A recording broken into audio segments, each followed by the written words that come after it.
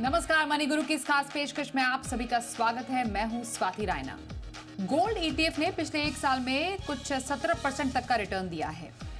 वहीं सोने में निवेश के कई और भी ऐसे विकल्प हैं जो आपको अच्छे रिटर्न का मौका दे सकते हैं। न सिर्फ सोना बल्कि सिल्वर से भी आप पोर्टफोलियो की चमक बढ़ा सकते हैं। आज हम इसी पर खास चर्चा करने वाले हैं। क्या अभी गोल्ड और सिल्वर में निवेश का सही मौका है और कहां पर निवेश करें और ज्यादा से ज्यादा फायदा उठाएं? हमारे साथ दो खास एक्सपर्ट्स हैं, उनका परिचय करा दें।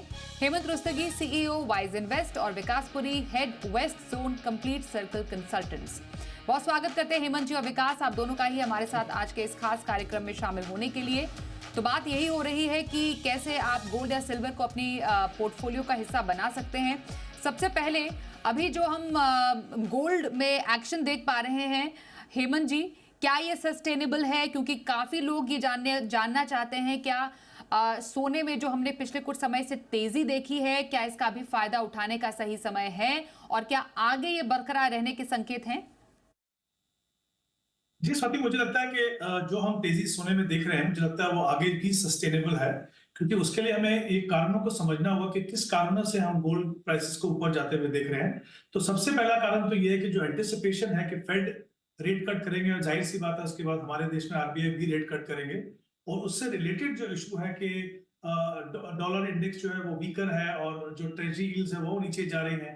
तो ये तीन ऑब्वियसली रिलेटेड इशू हैं जिसके कारण से, और अभी तक तो रेट कट शुरू नहीं हुआ, तो अभी एंटिसिपेशन है। इनफैक्ट हमने देखा कि पहले जब हम बात सोच रहे थे कि शायद मार्च से रेट कट होंगे, जब वो नहीं हुए, बात आई कि शायद जून से होंगे, तो हमने देखा कि गोल्ड प्राइसेस में वॉलेटिलिटी देखने को मिली। तो एक बार जब वो रेट कट शुरू होंगे तो वो ऑब्वियसली काफी समय तक चलेंगे, जिस तरह के रेट हाइक हुए हैं।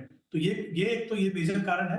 दूसरा, कुछ सिनेरियो ऐसे हैं, देखिए जियोपॉलिटिकल इश्यूज है मिडिल ईस्ट के अंदर, और ग्लोबल ग्रोथ को लेके जो कंसर्न है, ऐसे जो सिनेरियो होते हैं वो जब होते हैं तो गोल्ड के लिए वो एक हमेशा हम देखते हैं कि गोल्ड प्राइसेस जो है वो ऊपर जाते हैं। उसके अलावा भी हम देखें 2023 में भी और 2024 में भी काफी सारे सेंट्रल बैंक्स ने सोना खरीदा है, तो ऑब्वियसली गोल्ड की डिमांड ज्यादा है। इंडिया और चाइना में जो परचेजिंग पावर है वो बढ़ी है, तो उससे गोल्ड की डिमांड बढ़ रही है। और इनफैक्ट एक इंपॉर्टेंट फैक्टर ये है कि 2024 में ऑलमोस्ट 70 इलेक्शंस होने हैं, और उसमें ऑलमोस्ट दुनिया की आधी पॉपुलेशन जो है उसमें पार्टिसिपेट करने वाली है। तो जब इलेक्शंस होते हैं, और ये तो जैसे टाइम मैगजीन ने कहा है 2024 इज द इलेक्शन ईयर, और ऐसे में क्या होता है, आप पोर्टफोलियो हेजिंग करने की कोशिश करते हो तो फिर गोल्ड में ऑब्वियसली ज्यादा इंटरेस्ट रहता है। तो मुझे लगता है ये जो फैक्टर्स हैं, और सबसे पहले जैसे मैंने कहा, कंसिडरिंग द फैक्ट कि जब इंटरेस्ट रेट नीचे जाने शुरू होंगे तो एक लंबा रनवे है, काफी समय लगेगा रेट्स को नीचे आने में। तो आई थिंक वो एक सिनेरियो ऐसा है कि डेफिनेटली गोल्ड के लिए, गोल्ड के प्राइसेस हम देख सकते हैं कि वो सस्टेनेबल होंगे। बिल्कुल। तो एक सुनहरा मौका बनता नजर आ रहा है। आप गोल्ड में इन्वेस्ट कीजिए, लेकिन बिल्कुल वो एक जो गोल्डन रूल होता है इन्वेस्टमेंट का, वो यही कहता है कि किसी एक एसेट क्लास में जरूरत से ज्यादा आपको इन्वेस्ट नहीं करना है। और यही गोल्ड और सिल्वर के लिए भी है कि आपको जरूरत से ज्यादा सोने और चांदी में निवेश नहीं करना है। रिटर्न के लिहाज से बात करें, विकास, आपसे समझना जरूरी है, जब हम एसेट क्लास और इसके प्रदर्शन की बात करते हैं, हम निफ्टी के प्रदर्शन यानी बाजार की बात करें या फिर बाकी एसेट क्लासेस की बात करें, पिछले एक साल में ये जो गोल्ड की चमक है वो काफी अच्छी हमें देखने को मिली है। तो कैसे इस चमक का फायदा कोई एक निवेशक उठा सकता है? जी स्वाति, देखिए कैसा होता है कि हर एक एसेट क्लास में रिटर्न तो लोग देखते ही हैं, बट गोल्ड जनरली एक हेज होता है कि आप अनसर्टेनिटीज़ के अगेंस्ट में एक हेज बाय कर रहे हो। रिटर्न उसका बाय प्रोडक्ट है। जैसा हेमंत सर ने बोला कि बहुत सारी जियोपॉलिटिकल टेंशन्स हैं, वॉलेटिलिटी है, अनसर्टेनिटीज़ है, तो गोल्ड एसेट क्लास जो है थोड़ा सा उसकी तरफ रुझान लोगों का ज़्यादा हो जाता है। नॉट बिकॉज कि वो उससे रिटर्न चाहते हैं, वो चाहते हैं कि हम एक सेफर हेवन देखें। और कमोडिटीज़ में गोल्ड क्योंकि यूनिवर्सली एक्सेप्टेड कमोडिटी है, तो सेफ हेवन की तरफ जब लोग भागते हैं तो डिमांड बढ़ती है, डिमांड बढ़ी है तो रिटर्न भी आया। अब ये आप जैसे बोल रहे हैं कि अगर ये वर्ल्ड अनसर्टेनिटी कंटिन्यू रही या मल्टीपल कंट्रीज़ में इलेक्शन आएगा तो जियोपॉलिटिकल अनसर्टेनिटीज़ भी रहेंगी, और यदि कोई नया ट्रिगर आता है, फॉर एग्जांपल कोविड स्टार्ट हुआ, वहाँ से आपका रशिया यूक्रेन कॉन्फ्लिक्ट शुरू हो गया, फिर उसके बाद इन्फ्लेशन का जो वर्ल्ड ओवर एक कहर आया वो हुआ, फिर उसके बाद इजराइल का जो इशू चल रहा है, तो यदि कोई नया ट्रिगर आता है तो ऑब्वियसली गोल्ड अगेन वो जो जिसको हम बोलते हैं कि अनसर्टेनिटीज़ की तरफ लोग भागना शुरू होते हैं, तो गोल्ड की डिमांड और बढ़ेगी इस हिसाब से कि लोग चाहते हैं कि हम ज़्यादा से ज़्यादा अपने पोर्टफोलियो को हेज करें। अब उसमें रिटर्न जो बन जाएगा, जैसे आपने बोला कि लास्ट 1 ईयर में 17% का रिटर्न आया गोल्ड का, बिकॉज डिमांड वाज हाई और गोल्ड प्राइसेस शूट अप कर रहे थे। बट यहाँ से नेक्स्ट ईयर क्या वही कहें उसी तरह की रिटर्न मिलेगी, कहना मुश्किल है थोड़ा सा, बिकॉज एक पॉइंट के बाद कोई एसेट क्लास अगर बहुत ज़्यादा इन्फ्लेट हो जाती है तो ऑब्वियसली बाइंग कैपेसिटीज़ भी लोगों की कम होना शुरू होती हैं और उस धीरे धीरे वो कहीं ना कहीं प्राइस स्टेबिलिटी ढूंढते हैं। तो मुझे ऐसा लगता है कि अगर किसी को यहाँ से गोल्ड के लिए निवेश करना है और आपके पोर्टफोलियो में गोल्ड जो है वो 7 to 10% की जो एक होल्डिंग होनी चाहिए, उसको देखते हुए आप बाय करें, बट स्टैगर्ड मैनर में करें, सिप रूट से करें, बिकॉज आपके पास बहुत सारे विकल्प हैं गोल्ड में इन्वेस्ट करने के लिए या सिल्वर में इन्वेस्ट करने के लिए, जो हम उसको डिस्कस करेंगे आगे आने वाले समय में। बिल्कुल। तो गोल्ड और सिल्वर में निवेश करने के कई विकल्प आपके पास है। ये एक ऐसा एसेट क्लास है जो आपको निवेश के कई विकल्प देता है और इसके अलग अलग रिटर्न का फ़ायदा उठाने का मौका भी देता है। तो आप फिजिकल में गोल्ड ना खरीद कर आप अगर SIP के जरिए, जैसा विकास बता रहे, स्टैगर्ड मैनर में सोने में निवेश करना चाहते हैं और उसे रिटर्न भी पाना चाहते हैं, तो ऐसे कई विकल्प हैं। और ऐसे एक विकल्प के से हम शुरुआत करते हैं। Hemant ji, gold ETF, exchange traded fund, ये एक पॉपुलर जरिया भी है गोल्ड में इन्वेस्ट करने का और गोल्ड से अच्छा रिटर्न पाने का भी बेहतरीन जरिया माना गया है। पिछले 1 साल में अगर हम एनुअलाइज रिटर्न के तौर पर देखें तो लगभग 17% का रिटर्न गोल्ड ETF जो ये फंड्स हैं इन्होंने दिया है। गोल्ड ETF में इस प्रदर्शन के लिहाज से और गोल्ड में निवेश के विकल्प के लिहाज से अभी किसी के पोर्टफोलियो में कैसा आपको ये निवेश विकल्प लगता है? जी स्वाति, आई थिंक एक इम्पोर्टेंट जरिया हो सकता है गोल्ड में इन्वेस्ट करने का, बट आई थिंक उससे पहले ये समझना जरूरी है कि ये जो ऑप्शंस की हम जो बात करने वाले हैं, ये बेसिकली डिजिटल गोल्ड या पेपर गोल्ड की हम बात कर रहे हैं। तो किसी भी निवेशक के लिए जो गोल्ड में इन्वेस्ट करना चाहते हैं, कंजम्पशन के लिए नहीं, अगर आप इन्वेस्ट करना चाहते हैं तो ऑब्वियसली फिजिकल गोल्ड में रखना बिल्कुल भी एक अच्छा डिसीजन नहीं है, क्योंकि वहां पे बहुत सारे इश्यूज हैं, प्योरिटी के इशू हैं, सेफ्टी के इशू हैं, मेकिंग चार्जेस हैं, राइट। तो वो इश्यूज को देखते हुए एज एन इन्वेस्टमेंट जब आप देखते हो तो आपको उन्हीं ऑप्शन को देखना चाहिए जो जो हम कह रहे हैं कि वो पेपर गोल्ड हो या वो डिजिटल फॉर्म में हो। तो उसमें अगर हम देखें तो जो गोल्ड ETF है वो एक इम्पोर्टेंट जरिया हो सकता है। ETF यानी कि एक्सचेंज ट्रेडेड फंड, जैसा कि हम जानते हैं ETF जो है वो पैसिव इन्वेस्टिंग है।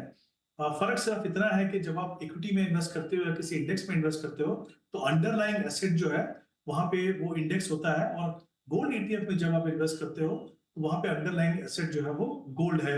इसमें आपको प्योरिटी की चिंता करनी नहीं है, आपको सेफ्टी की चिंता करनी नहीं है, इसमें इन्वेस्ट करना बहुत ही आसान है, प्राइस में ट्रांसपेरेंसी है, तो काफी सारे फायदे हैं। ऑब्वियसली इसमें इन्वेस्ट करने के लिए आपके पास एक डीमैट अकाउंट होना जरूरी है। अगर आप ऐसे निवेशक हैं जिन्होंने ऑलरेडी स्टॉक मार्केट में इन्वेस्ट करते हो, आपके पास एक डीमैट अकाउंट है, तो आप उस डीमैट अकाउंट के थ्रू गोल्ड ETF को आप खरीद सकते हो। स्पेशली अगर आपको गोल्ड में इन्वेस्ट करना है, उसके लिए अगर आप डीमैट खोलें तो शायद वो बहुत अच्छा डिसीजन नहीं होगा, क्योंकि डीमैट को मेंटेन करने के कुछ चार्जेस हैं जो शायद आपके लिए कहीं ना कहीं आपकी कॉस्ट को बढ़ाएंगे। तो ऐसे में जो गोल्ड सेविंग फंड है उसको आप देख सकते हो। लेकिन इंपॉर्टेंट चीज यहाँ पे समझना ये है, हालांकि जैसा मैंने कहा ये एफिशिएंट जरिया है गोल्ड में इन्वेस्ट करने का, टैक्सेशन के पॉइंट ऑफ व्यू से उतना एफिशिएंट अब नहीं रहा। जो चेंजेस हुए थे पिछले 1 साल पहले, तो उसके हिसाब से आपको जो भी यहाँ पे रिटर्न मिलेगा उसको शॉर्ट टर्म कैपिटल गेन माना जाएगा, यानी कि वो आपकी इनकम में ऐड होगा, और जो आपका जो एप्लीकेबल जो मार्जिनल टैक्स रेट है उस पर आपको टैक्स लगेगा। तो I think tax point of view से अब गोल्ड ETF जो है उतना एफिशिएंट नहीं है। मुझे लगता है उससे बेहतर ऑप्शन अगर हम देखें तो वो सॉवरेन गोल्ड बॉन्ड हो सकते हैं। बट जैसा मैंने कहा एफिशिएंट है, but I think different criteria, different aspects को देख के ही आपको इन्वेस्टमेंट का डिसीजन करना चाहिए। बिल्कुल। तो अपने ज़रूरत के हिसाब से, अपने लक्ष्य के हिसाब से आपका रिटर्न एक्सपेक्टेशन क्या है, टैक्सेशन को आप कितना इंपॉर्टेंस देते हैं, जैसा हेमंत जी ने बताया, आपको सोने में निवेश का विकल्प भी चुनना है डेफिनेटली, क्योंकि मार्केट रिलेटेड प्रोडक्ट है तो आपको रिटर्न भी ज़्यादा मिलेगा। कुछ हम गोल्ड ETF का प्रदर्शन भी आपको दिखाते हैं, जो फंड्स कुछ हैं विकास, जो गोल्ड ETF हैं कुछ, अगेन जो हम कह रहे थे कि लगभग 1 साल में औसतन 17% तक का रिटर्न दिया है। तो गोल्ड ईटीएफ में अगर कोई निवेश कर रहा है या करना चाहता है, अपने पोर्टफोलियो में शामिल करना चाहता है, तो एक सिलेक्शन का प्रोसेस क्या होना चाहिए? लाइक एनी अदर फंड, जो जब हम निवेश के लिए जाते हैं तो गोल्ड ईटीएफ में कौन से ऐसे क्राइटेरिया है जिसको ध्यान में रखते हुए किसी को ऐसा कोई फंड चुनना चाहिए? सी स्वाति, ईटीएफ जनरली जो सब अंडरलाइंग क्योंकि सेम है, और कोई से भी आप म्यूचुअल फंड कंपनी का अगर ईटीएफ लेते हैं तो अगर अंडरलाइंग सबका गोल्ड ही है तो उसमें ज़्यादा स्कोप नहीं बचता है फंड मैनेजर के लिए, except for the expense ratios, कि आप उस फंड को मैनेज करने के लिए आपके एक्सपेंसेस कितने कम हैं। वो जो एक्सपेंस रेशो कम रहेगा किसी फंड का, वो उसके रिटर्न में रिफ्लेक्ट होगा लॉन्ग टर्म अगर आप देखेंगे उसमें पीरियड में, लाइक 5 ईयर 10 ईयर पीरियड में यदि कोई 10-20 बेसिस पॉइंट का भी डिफरेंस क्रिएट करता है तो वो उनकी रिटर्न पे रिफ्लेक्ट होगा। तो प्राइमरीली वही है। दूसरा, आप एक अच्छे फंड हाउस को अगर थ्रू करेंगे, क्योंकि कई बार एक टेक्निकल चीज़ बोलना चाहूँगा कि अगर किसी एक फंड में अच्छे फ्लोज आते हैं उस गोल्ड ईटीएफ में, और मान लीजिए मार्केट गिरती है, सो आप अगर खुद से गोल्ड बाय करते हैं तो जब तक market means I am with respect to gold, कि अगर गोल्ड का भाव गिरता है तो अगर आपने खुद से लिया है और अगर आपको लगता है कि उसका भाव नीचे गिरा है तो आप और बाय करना चाहते हैं, बट आपके पास उतनी लिक्विडिटी नहीं है, तो आपने ईटीएफ लिया है, तो फंड मैनेजर को अगर आप नहीं खरीद रहे हैं, कोई दूसरा इन्वेस्टर खरीद रहा है, तो there is a supply of money, जो कि फंड मैनेजर उसका बेनिफिट लेते हैं कि बिकॉज गिरे हुए बाजार में या गोल्ड के भाव जब गिरे हैं तो उनको वो फ्लोज आ रहे हैं, उसका बेनिफिट आपके एनएवी में रिफ्लेक्ट होगा। तो वो ईटीएफ में आप एक अच्छे फंड को देखिए कि जिसमें फ्लोज अच्छे हैं और एक्सपेंस रेशोज कम है, वो एक प्राइमरी क्राइटेरिया होगा गोल्ड ईटीएफ को सिलेक्ट करने का। बिल्कुल, तो गोल्ड ईटीएफ को चुनना है तो एक्सपेंस रेशो कितना है, ये कुछ चीज़ें हैं जो बताए, कुछ क्राइटेरिया है जिसको ध्यान में रखने की ज़रूरत है, जिससे पहले आप एक अच्छा फंड अपने लिए चुने। एक ब्रेक के लिए रुकते हैं, ब्रेक के बाद हम निवेश के कुछ और विकल्पों की बात करेंगे जो कि आप सोने में कर सकते हैं। सिल्वर ईटीएफ भी है अगर आप सिल्वर में निवेश करना चाहते हैं, और अगर आप एक डाइवर्सिफाइड इक्विटी फंड में पैसा लगाना चाहते हैं जिसमें कुछ गोल्ड का तड़का भी हो, इस पर भी खास चर्चा करेंगे। एक छोटे से ब्रेक के बाद बने रहिए हमारे साथ।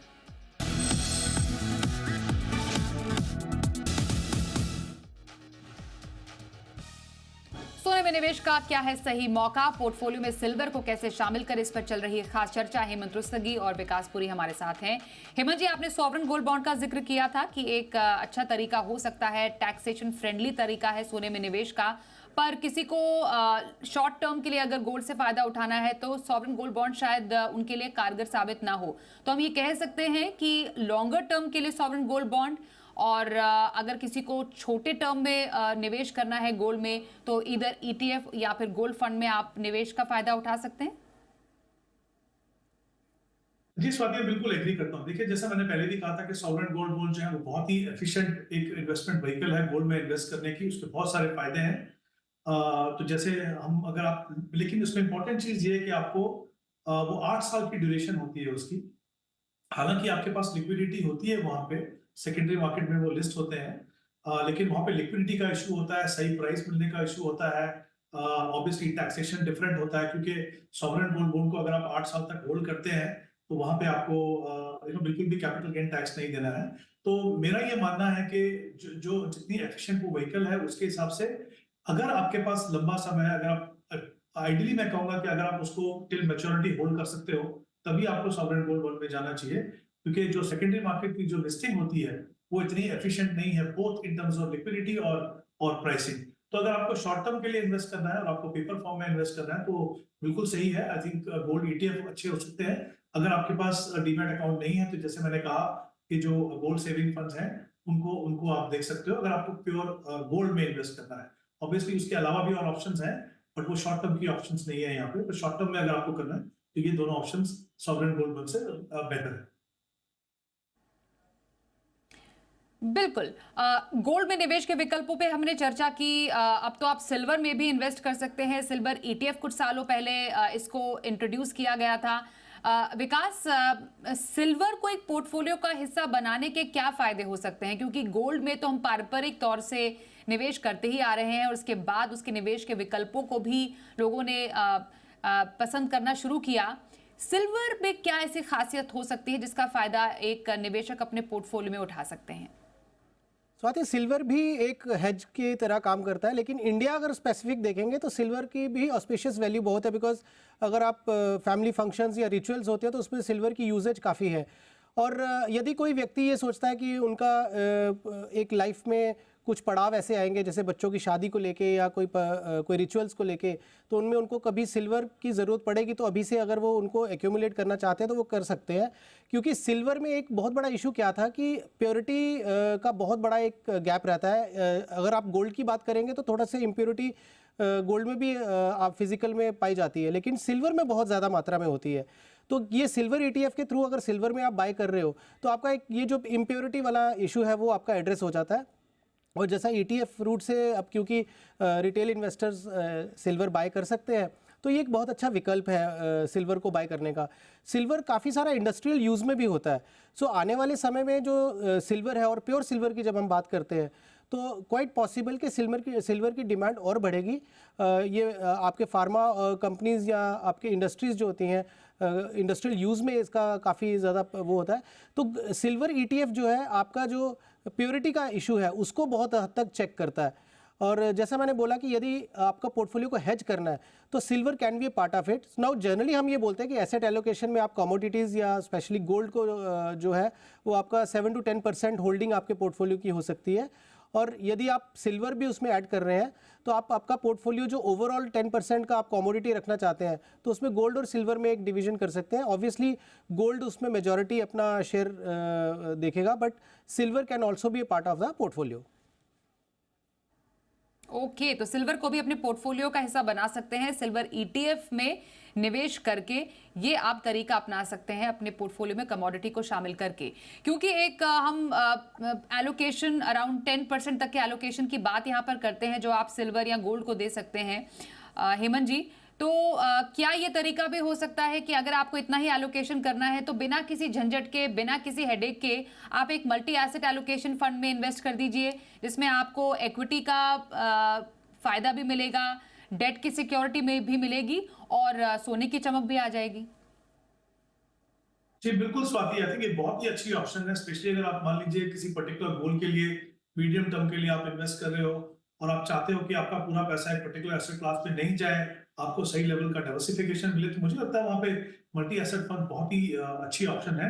इनफैक्ट आज के समय में आपके पास तरह तरह के मल्टी एसेट फंड्स हैं जहां पे even taxation point of view से कहीं पे इक्विटी टैक्सेशन है और कहीं पे क्योंकि 35% से ज्यादा इक्विटी है तो वहां पे आपको 3 साल के बाद इंडेक्सेशन का फायदा मिलता है और आपको टैक्स जो है वो 20% देना पड़ता है। तो एक तो ये एस्पेक्ट हो गया। दूसरा जो हम बात कर रहे हैं कि अगर आप चाहते हैं कमोडिटीज के पॉइंट ऑफ व्यू से कि आपके पास गोल्ड सिल्वर दोनों हो, तो ऐसे भी कई सारे फंड है मार्केट के अंदर जिनमें आप इन्वेस्ट कर सकते हो। तो जहां पे आपको इक्विटी मिलेगी, आपको डोमेस्टिक इक्विटी, आपको international equity, gold, silver, arbitrage और डेट। क्योंकि जो मल्टी एसेट फंड है वहां की जो डेफिनेशन है वो ये है कि कम से कम 3 एसेट क्लासेस होनी चाहिए और मिनिमम 10% एक्सपोजर वहां पे होना चाहिए। तो आप देखेंगे कि गोल्ड सिल्वर का एक्सपोजर जो है कई जगह पे आपको 10-11% मिल जाएगा आपको वहां पे। तो आई थिंक दोनों अगर आप अपने पोर्टफोलियो में शामिल करना चाहें तब भी मल्टी एसेट एक बहुत ही अच्छी ऑप्शन है। और जैसा आपने बिल्कुल सही कहा, आप नहीं चाहते हैं कि वो हैसल हो आपको, आप एलोकेशन देखते रहें, तो I think you should leave it to the fund manager. वो अपने हिसाब से इसको करेंगे क्योंकि उनको मिनिमम एक्सपोजर जो है एसेट क्लास में रखना ही पड़ता है। तो ऐसे ऐसे कई ऑप्शंस अवेलेबल है। मुझे लगता है मल्टी एसेट फंड एक काफी अच्छा तरीका हो सकता है गोल्ड और सिल्वर में इन्वेस्ट करने का, अगर आप उसको अपने पोर्टफोलियो का हिस्सा बनाना चाहते हो तो। बिल्कुल, तो अपने पोर्टफोलियो में मुनाफे की चमक अगर आपको बढ़ानी है तो गोल्ड और सिल्वर में आप निवेश कीजिए। गोल्ड और सिल्वर में आप थ्रू ETF फंड या फिर एक मल्टी एसेट एलोकेशन फंड के जरिए इन्वेस्ट कर सकते हैं। थोड़ा सुरक्षित निवेश चाहिए तो सॉवरेन गोल्ड बॉन्ड आपके लिए एक बेहतरीन तरीका है सोने में निवेश करने का। मैं बहुत धन्यवाद करना चाहूंगी अपना हमारे आज के दोनों ही एक्सपर्ट्स हेमंत जी और विकास का हमारे साथ इस चर्चा में शामिल होने के लिए। बहुत धन्यवाद। मनी गुरु में आज के लिए बस इतना ही। वक्त एक ब्रेक का भी हो गया है। देखते रहिए जी बिजनेस।